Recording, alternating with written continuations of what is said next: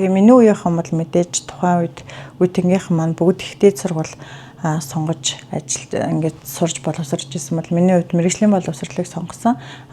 Тэр дундаа одоо ингээд бодохоор амьдрал дээр гарсан өөрчлөлт, амжилт бүтээлээр ярих юм бол мэргэжлийн боловсрол хүний амьдралд ямар чухал хэрэгтэй вэ гэдгийг ер нь бол би аягүй сайн мэдэрдэг. Хүмүүс болохоор намайг ерөөхдөө хэдэн дээд сургууль төгссөн ч гэдэг юм аль дээд сургуулийг төгссөн гэж асуудаг. Миний хувьд бол яг төгссөн дээд сургууль бол байхгүй.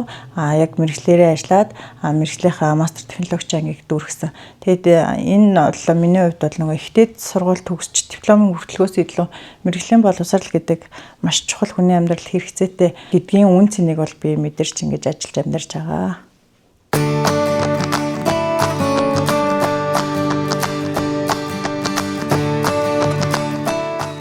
За сайн байцгаана уу, намайг Гамбатай Эрдэнэ гэдэг.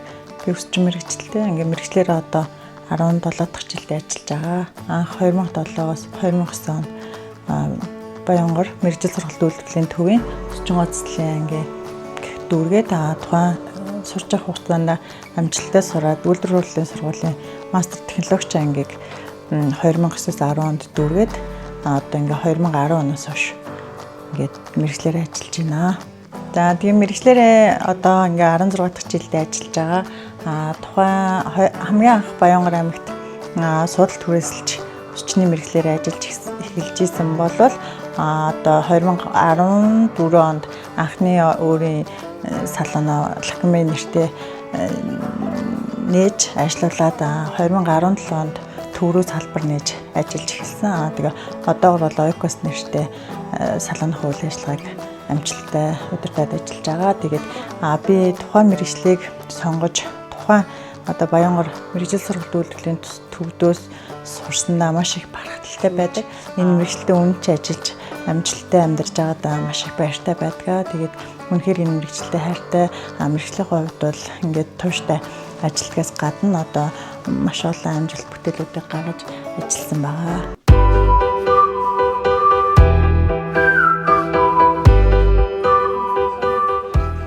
2015-16 оны аймгийн аварга ерөөхдөө би бол мэргэжлэрээ яг дагнаад бол эмэгтэй ус тэр дундаа өнгө гаргалт тайралтан дээр дагнаж ажилладаг. Тухайн төрлүүд дээр бол аймаг бүсийн шагналуудыг авч исэн. Яг мэргэжлийн цол зэргийн хувьд ярих юм бол сургуулиасаа болохоор 2 дугаар зэрэгтээ төгсөөд үйлдвэрлэл мастер технологичийн дипломтой одоогор бол яг Монгол улсын нэрийн хэмжээнд салон мастер ассистент гэдэг шинэ цол хэрэгэм гарсан. Тухайн цолынхоо болцлыг хангаад 2024 оны 10 сард мастер ассистент салон мастер ассистентийнхаа цол тэмдгийг авсан байгаа. Тэгээд мэргэжлийн 1-р зэргийг хамгаалсан.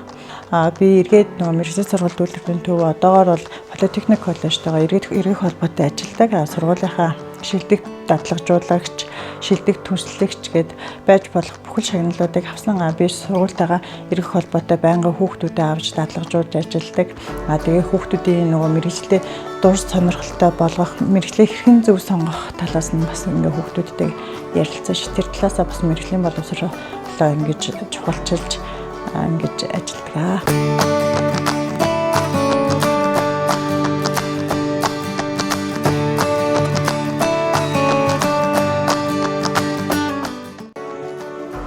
Миний хувьд болохоор зүгээр л нэг энгийн ажиллаж байлаа хөө. Би дээрээсээ одоо ингээд айлын 7 дахь доороос 3 дахь. Ерөөхдөө одоо бид нар ингээд олуулаа ингээд сурч боловсрол нь бүгд хэцээд сургууль төгсөе гэх юм бол ингээд амжиргаа боломжийн хувьд ч гэсэн хэцүү байсан.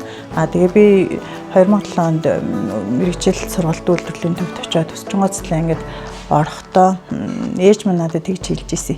Гэхдээ сургууль төгсөж дипломын хүртэлхөөсөө илүүтэй миний охин эндээ ингээд сайн сурчих юм бол ингээд магадгүй 1 жил 2 жилийн дараа ажлын байран дээр боломжтой. Тэгээд ихтэй сургууль сурах боломж болцоо муу байгаа болохоор ямар ч гэсэн ингээд өсчин гоцлоо ингээд суралцаадах гэдэг саналыг тавьж исэн. Тухайд би юуг бодож байсан гэхлээр би зүгээр л яг тэр анги сонгож орохдоо яг 40 тэр ангид бүртгэлтэй яг өсчин гоцлын анги чинь тухайд ч айгүй эрэлт хэрэгцээтэй байдаг байсан. Тэгээд би 43 дахь хүүхэд нь болж ороод ингээд багшаараасаа гуйж агаад бүртгүүлж орж исэн. Тэгээ тэр ангид суралцж явах хугацаанд би магадгүй би өөрөө ингээд хичээл зүтгэлтэй байж чадах юм бол энэ багшийн заасныг сураад магадгүй 1 сар 2 сарын дараа би хүний өгөөдөө чоолкийг тайраад ч юм уу хүсэний ороогоо дэмдүүдэд ч юм уу тэр хүнээс ингээд мөнгө аваад ингээд би амжиргаагаа дийжтүүлэх ч юм уу одоо ээж аваасаа мөнгө авахгүй ингээд ингэж болох юм байна гэдэг гаргалгаа тэр давуу талыг нь олж харж ирсэн. Тэгээд би бол ерөөхдөө мэрэгчлэлдээ илүү хайртай болж илүү бүр ингээд мэрэгчлээ шимтэн суралцсан. Одоор миний амьдралд гарч байгаа өөрчлөлт гэх юм бол би одоо ингээд бусдын адил одоо ингээд ажлын байртай, амьдрах байртай, унах унаатай ийм сайхан амьдарч байгаагийн маань бас нэгэн хамгийн гол хүчин зүйл нь би мэрэгчлээ зөв сонгосон гэж боддог. Тэгээд тэр дундаа одоо ингээд миний хамгийн гол юм бол мэдээд үйлчлүүлэгч нар тэгээд маш олон ингээд өрсөлдөгч байгууллага одоо ингээд бид нар нэг одоо өсчөнгөө цэцэл гэдэг нэг тоогоноос хамт ингээд хоол аваад идчихэж байгаа маш олон өсчөнгөө сайханчд байдаг.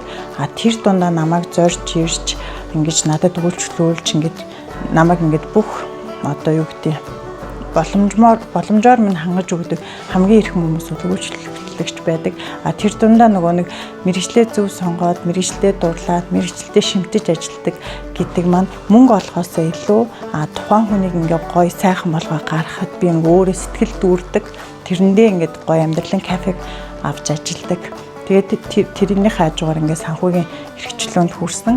Би давхар ингээ мэрэгчлэрээ ажиллахын зэрэгцээ одоо ингээд Change Bay 3 нэмэх гээд Хятад болон Японы хамтарсан мэрэгжлийн брэнд бүтээгдэхүүний гэрээд борлуулагч хийж би ганцаараа биш бид бүгдээрээ хөгжих ёстой гэдэг өрөөнд бас ингээд өсчидтэй мэрэгжлийн ингээд эрүүл аюулгүй эко юм мэрэгжлийн бүтээгдэхүүнийг авчирч өгч ойртуулж бас ингэж хамтарч ажилладаг.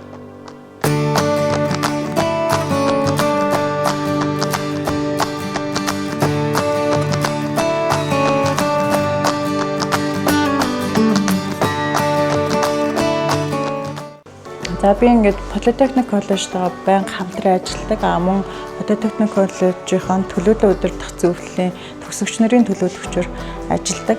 Мөн дадлгажуулагч багш буюу хүүхдүүдэд дадлгажуулж эндээ авч ажилладаг байгаа. Тэгээд тэр түүнээс гадна ерөөдөө би бол ингээд цаг мөч бүрт өөрийгөө хөгжүүлж ингээд мэрэгжлийн хувьд өөрийгөө байнга ахиулж явдаг. Сая ерөөдөө жилдээ 2-3 удаа сургалт авдаг. Хамгийн сүүлд сая 2025 оны 11 сард Хятадын алдарт одоо ерөөхдөө Азийн алдарт артист Гуашин гээд Хятад багшийн сургалтанд суусан. Тэнд болохоор 170 өсчин хамрагдсанаас манай аймгаас болохоор 3-4 өсчин очиж хамрагдсан байсан. Тэр болохоор ингээд өн гаргалтын 3 өдрийн ингээд сертификаттай сургалт байсан. Тухайн багш одоо алдарт артист маань ерөөхдөө одоо нэг сургалт явуулсны дараа заавал үр дүнг баттгаж ингэж уралдаан зохион байгуулдаг.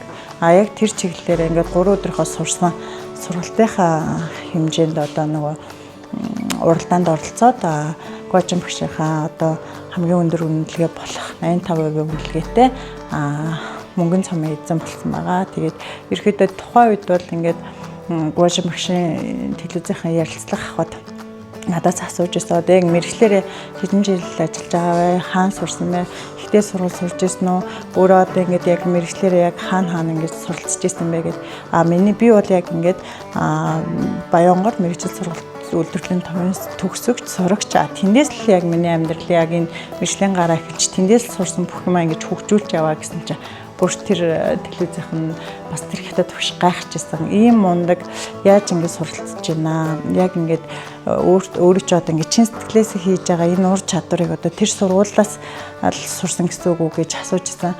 Тиймээ би өөр ингэж сургуулийн төрт бол ингэж хамрагдаагүй. Зөвхөн тэр сургуулиас сурсан бүх ингэж боломж нөөц болцоон дээрээ одоо ингэж илүү хөгжүүлээд ингэ явж байгаа гэсэн чинь үнэхээр гайхалтай. Монгол ямар мундаг юм бэ? Ийм мундаг артистик ингэж орон нутагтаа бэлддэг гэхэд бид нар бол үнэхээр биширч байна гэсэн. Тэгээд энэ үднээсээ би бас сургуулаараа Политехник коллежийн хамт олон тэр дундаа ангийн багш Бадамгар багшаараа маш их бахархаж одоо хүртэл эргэх холбоотой ээж охин шиг байнгын холбоотой байдаг.